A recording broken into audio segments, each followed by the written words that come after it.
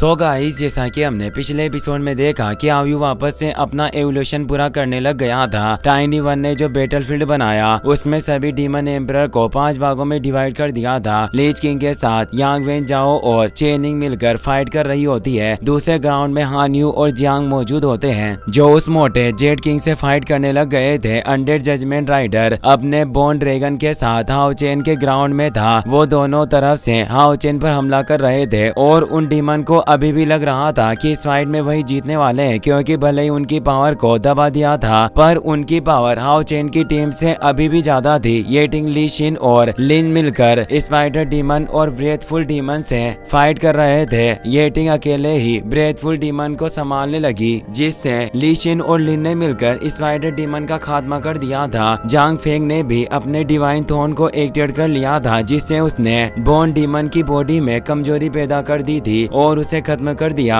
Hello fire demon पर भी वो अटैक करने लग गए थे और उसे भी खत्म कर दिया था। शेन इन ने अपने 3 प्यूरिफिकेशन लोटस प्रोस्पेरोस के थ्रू उस शेडो डीमन को भी खत्म कर दिया था। जजमेंट राइडर बोलता है कि तुम्हें क्या लगता है कि तुम मुझे हरा सकते हो? हाओ चेन कहता है कि तुम्हारे आधे से ज्यादा साथी पहले ही मारे जा चुके हैं और अब तुम्हारी बारी है, और वो उन पर हमला करने लग जाता है। अनडेड जजमेंट राइडर कहता है कि कमीने इंसान, तुमने मेरे साथी किंग का शिकार किया, इसकी कीमत तुम्हें जल्दी चुकानी होगी। हाओ चेन उस बोन ड्रैगन के हमलों से बच रहा था। ड्रैगन उस पर अपनी बीम पावर से अटैक करने की कोशिश करता है पर हाओ चेन इस हमले से भी बच जाता है और अनडेड जजमेंट राइडर सोचता है कि अटैक करने की कोशिश करता है पर हाओ चेन इस हमले से भी बच जाता है और अनडेड जजमेंट राइडर सोचता है कि मुझे इस लड़के को जल्दी से खत्म करना होगा, वरना अगर एक बार ऑस्टिन ग्रिफिन ने अपने एवोल्यूशन को पूरा कर लिया तो उसे रोकना मुश्किल हो जाएगा। इसीलिए हमें अपने ओरिजिनल वर्ल्ड में जल्द से जल्द प्रवेश करना चाहिए। हाओ चेन उसके सभी शॉर्ट अटैक को आसानी से रोक रहा था और कहता है कि तुम वापस अपनी दुनिया में जाना चाहते हो, पर सैकड़ों वर्षों से तुमने हाओ यू को काफी ज्यादा दुख और पीड़ा पहुंचाई है। आज तुम में से कोई भी बच नहीं पाएगा और तुम्हें छिपने की कोई जगह नहीं मिलेगी। और वो अपने डॉन टाइड फियर्स स्लेश से उस पर हमला करने लगता है। अनडेड जजमेंट राइडर भी उसके इस स्लेश का विरोध करता है पर हाओ चेन इस हमले से दूर हो जाता है और अनडेड जजमेंट राइडर हंसते हुए कहता है कि तुम हमें कमजोर बता रहे हो, पर अभी भी सिचुएशन को देखकर मुझे ऐसा लग रहा है कि तुम इंसान ही हो जो यहाँ मरने वाले हो। और वो उस पर स्लेश से वार करता है। हाओ चेन ने उसके स्लेश को काट दिया। अनडेड जजमेंट राइडर बताता है कि तुमने हमारी पावर को एक एक स्तर पर सरप्रेस कर दिया, पर मैं अभी भी लेवल 9 के 6 रैंक पर हूँ और बोने ड्रैगन की पावर लेवल 9 के 4th रैंक पर है, जिससे हम तुम्हें आसानी से मार सकते हैं। हमारी पावर जरूरत से कुछ ज्यादा ही है। हाओ चेन उस पर स्वॉर्ड अटैक करने की लगातार कोशिश कर रहा होता है पर वो जजमेंट राइडर बचता ही जा रहा था और उसे जल्दी समझ आ जाता है कि वो अकेले हाओ चेन को नहीं हरा सकता। इसीलिए वो बोन ड्रैगन किंग से भी कहता है कि हमें साथ मिलकर अटैक करना होगा, जिससे ही हम इस लड़ाई को जल्दी समाप्त कर पाएंगे। और अब बोन ड्रैगन भी हाओ चेन पर फियर्स एनर्जी बीम से अटैक करने लगता है। ये एक पावरफुल अटैक था जिससे वो अनडेड जजमेंट राइडर दूर हो गया था। ये अटैक हाओ चेन को लगने ही वाला था पर वो वक्त रहते सन एंड मून गॉड शील्ड को बाहर निकाल कर उसके इटर्नल बैरियर को एक्टिवेट कर लेता है। काफी तेज स्पॉट हुआ पर ये एक डिवाइन आर्टिफैक्ट होने से उस पावरफुल बीम अटैक का भी सामना कर पा रहा था। अनडेड जजमेंट राइडर कहता है कि तुम्हारे पास एक कमाल का डिफेंसिव डिवाइन आर्टिफैक्ट है पर इसकी स्पिरिचुअल एनर्जी की खपत भी काफी ज्यादा होती है। मैं देखता हूँ कि आखिर तुम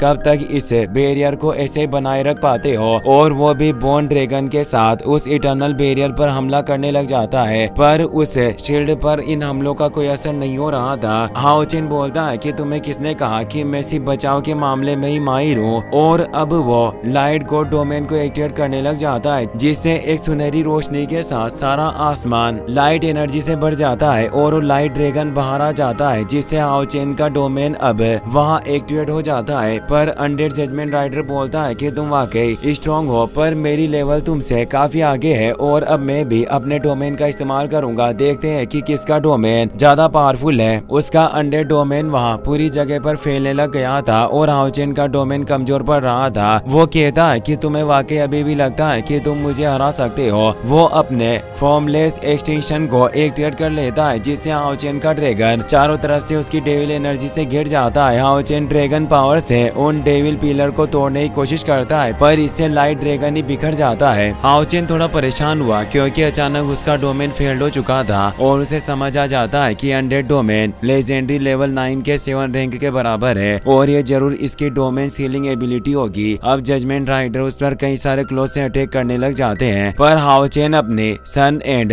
मून स्नेल गॉड शील्ड की मदद से एक बैरियर बना लेता है जिससे वो उन हमलों से बच रहा होता है। अनडेड जजमेंट राइडर कहता है कि तुमने मेरी पावर को बिल्कुल ठीक पहचाना। सभी डोमेन मेरी इस डोमेन के लेवल से नीचे हैं और मैंने अपने डोमेन पावर से तुम्हारी डोमेन की शक्तियों को सील कर दिया, जिससे तुम्हारा डोमेन बिखर गया और अब तुम मेरे चंगुल से बचकर नहीं निकल सकते। हाओ चेन बोला कि देखते हैं कि तुम्हारी डोमेन मेरी शील्ड और डोमेन पावर के सामने कितनी देर तक टिक पाता है। वहीं वो जेट किंग और उसके साथी कोप्स डीमन के साथ मिलकर जियांग और हान्यू के साथ फाइट कर रहा होता है। हाओ चेन ने कोप्स डीमन के एक ज़ॉम्बी को खूब मारा, जिससे वो मोटा अपने ही साथी डीमन को निकल जाता है और अपनी पावर को बढ़ा लेता है। जियांग हान्यू से कहता है कि मैं इस मोटे डीमन को मैं संभालता हूँ, तुम इस कोप्स डीमन का सामना करो। हान्यू उस कोप्स डीमन से लड़ने लग जाता है। जियांग अपने जायंट बॉल हैमर से मोटे डीमन के पेट पर वार करता है, पर इस हमले से उस पर कोई असर नहीं हुआ, यहाँ तक कि वो अपनी जगह से हिला तक नहीं। मोटा डीमन कहता है कि क्या तुम मुझे गुदगुदी कर रहे हो। जियांग को काफी गुस्सा आया और वो अपने फुल स्पीड के साथ उसे बॉल हैमर से मारने लग जाता है, पर मोटे के शरीर पर इसका कोई असर नहीं हो रहा था। जियांग भी हैरान हुआ कि आखिर इस मोटे की बॉडी इतनी सख्त कैसे हो सकती है और ये किस चीज से बनी होगी जो मेरा हैमर भी इसे दर्द नहीं पहुंचा पा रहा। मोटा डीमन हंसते हुए कहता है कि मेरी बॉडी अविनाशी है, किसी भी तरह का हथियार मेरा कुछ नहीं बिगाड़ सकता, वैसे भी तुम काफी वीक हो, और उसे दूर कर देता है। जियांग मुस्कुराते हुए कहता है कि मुझे तुम्हारी बातों पर विश्वास नहीं हो रहा, मैं एक और बार कोशिश करना चाहता हूँ क्योंकि मैंने अभी तक अपनी फुल स्ट्रेंथ का इस्तेमाल नहीं किया था, और अपनी लाइटनिंग को भी उस बॉल हैमर के साथ मर्ज कर देता है। वो फुल स्पीड में उस मोटे डीमन की तरफ बढ़ा, पर मोटे डीमन ने अपने पेट से सोलो विंग टेक्निक को एक्टिवेट कर लिया था, जिससे वो हैमर को पेट के अंदर निकलने लग जाता है। जियांग परेशान हो जाता है, वो काफी कोशिश करने के बावजूद भी अपने हैमर को बाहर नहीं खींच पा रहा था। वो कहता है कि मोटे इसे बाहर निकाल, पर मोटा डीमन बोलता है कि एक बार जो भी मेरे पेट के अंदर चला जाता है वो कभी बाहर नहीं आ सकता, और सभी हथियार मेरी बॉडी के साथ मिलकर फोर्ज हो जाते हैं, मैं इनका इस्तेमाल अपनी बॉडी को मजबूत करने के लिए करता हूँ। ये कहकर वो जियांग को भी पकड़ लेता है। जियांग की बॉडी तेज लाइटनिंग के साथ ग्लो करने लग गई थी और वो सोचता है कि इस बॉल हैमर को खास मेरी बॉडी के हिसाब से बनाया गया था, तुम इसे कभी भी निगल नहीं सकते, और वो अपनी फुल लाइटनिंग एनर्जी के साथ जाग उठता है। ये एनर्जी इतनी ज्यादा थी कि वो मोटा डीमन काफी दूर खिसक गया और जियांग का बॉल हैमर भी उसकी बॉडी से बाहर आ गया था। जियांग ने पहली बार अपने डोमेन को एक्टिवेट कर लिया, जिसका नाम लाइट पावर पिल होता है। वो अपने हैमर को जोर से ग्राउंड पर मारता है, जिससे एक फॉर्मेशन क्रिएट हुआ। बॉल हैमर उस फॉर्मेशन के अंदर समा गया और उस एनर्जी से जियांग की बॉडी पर एक आर्मर आ जाता है जो उस बॉल हैमर से ही बना था, और ये इस डोमेन की ट्रांसफॉर्मेशन टेक्निक थी, जिससे अब जियांग की पावर काफी बढ़ चुकी थी। अब मोटे डीमन को इसका अंदाजा नहीं था, जिससे वो जोर जोर से हंस रहा होता है और कहता है कि तुम चाहे कितनी भी कोशिश कर लो पर मुझे नुकसान नहीं पहुंचा सकते। जियांग जान चुका था कि वो उसे हथियार से नुकसान नहीं पहुंचा सकता, इसीलिए उसने डोमेन से ही अपने हाथों को हैमर की तरह स्ट्रॉन्ग बना लिया था, जिससे अब उस मोटे डीमन पर एक पावरफुल पंच अटैक करता है। ये मुंह इतना ज्यादा था कि जेट किंग दूर जाकर गिरने लगा। वो समझ चुका था कि इसकी बॉडी काफी ज्यादा कठोर है। जियांग कहता है कि मेरी ये फिस्ट तुम्हारी बॉडी से भी काफी ज्यादा ठोस है, जिससे वो लगातार उसे पीटने लगा और कह रहा था कि मेरे डोमेन को एक्टिवेट करने के बाद मेरा हर एक लाइटनिंग पंच 1 लाख स्पिरिचुअल एनर्जी के बराबर है। जियांग के लगातार हमलों से मोटे डीमन की बॉडी काफी कमजोर पड़ने लग गई थी और उसकी हड्डियां अब टूटने लगी। जियांग को काफी मजा आ रहा होता है। मोटा डीमन काफी दूर जा गिरता है। कोप्स डीमन ने अपनी मरी हुई सेना को वापस से जिंदा कर लिया था और वो सभी हान्यू पर लगातार हमले कर रहे थे। हान्यू हर तरफ से उनका सामना कर रहा था